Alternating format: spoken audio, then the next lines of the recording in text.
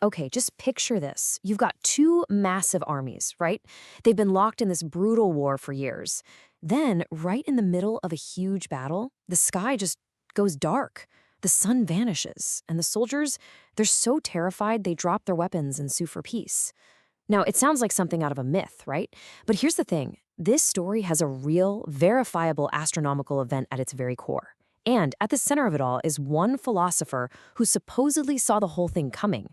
Let's dive in. And day suddenly became night. Wow.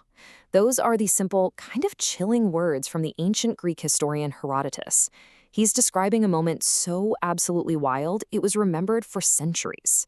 A moment when the natural world itself seemed to just step right into a human conflict and bring it to a dead stop. So, who were the players in this incredible event? Well, you had two warring kingdoms, the Lydians and the Medes, and then you had one brilliant thinker who found himself right at the intersection of science, war, and legend, a guy named Thales of Miletus. So here's the basic rundown of the legend.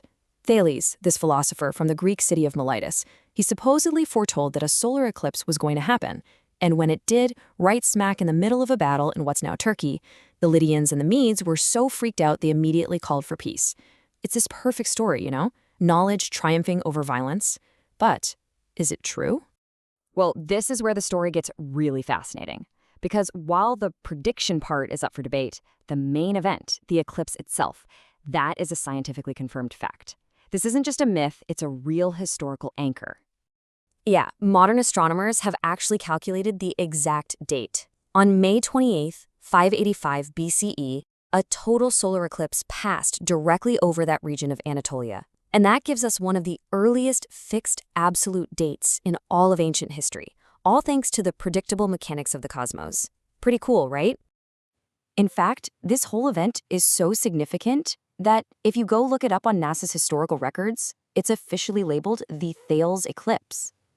I mean, modern science itself acknowledges the connection between this astronomical event and the ancient philosopher. So, okay, we know the eclipse happened. But that brings us to the central mystery, the part that has scholars scratching their heads for centuries. Even if the eclipse happened, how could Thales have possibly predicted it? I mean, this was not a simple thing to do in the 6th century BCE. Not at all. This is the million-dollar question, isn't it? Predicting an eclipse, especially a solar one, requires a level of astronomical knowledge and math that most historians think was way beyond what the ancient Greeks had at the time. So, what's really going on here? Okay, to really get why this is such a big deal, you have to understand the difference here. Predicting a lunar eclipse, that's one thing. They're visible across half the planet, and they follow some pretty regular observable cycles. But a solar eclipse, that is a whole different beast. It's only visible along a very, very narrow path. So to predict not just that it would happen, but that it would be visible from a specific battlefield, that was an unbelievably difficult challenge.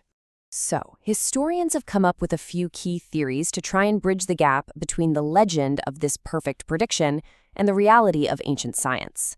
Let's break down the leading explanations. But before we get to the theories, we gotta remember our source. Herodotus wrote about this nearly 150 years after it happened. He was basically reporting on a story that had been passed down, and that time gap is so important because it leaves a ton of room for a good story to get even better with each retelling. All right, so there are two main theories here. Theory one is what you could call the vague prophecy. The idea is that Thales maybe predicted the right year for an eclipse, possibly using some Babylonian records, but not the exact day or where it would be. The legend just sharpened the details later to make him sound more amazing. Then you've got theory two, the heroic legend. This says the prediction was just made up entirely after the fact. This incredible eclipse happened, and people attached the story to their most famous philosopher, Thales, to create an even better story. But here's the thing. Whether he predicted it precisely or vaguely or not at all, the story of Thales and the eclipse has fascinated people for over 2,500 years. So why?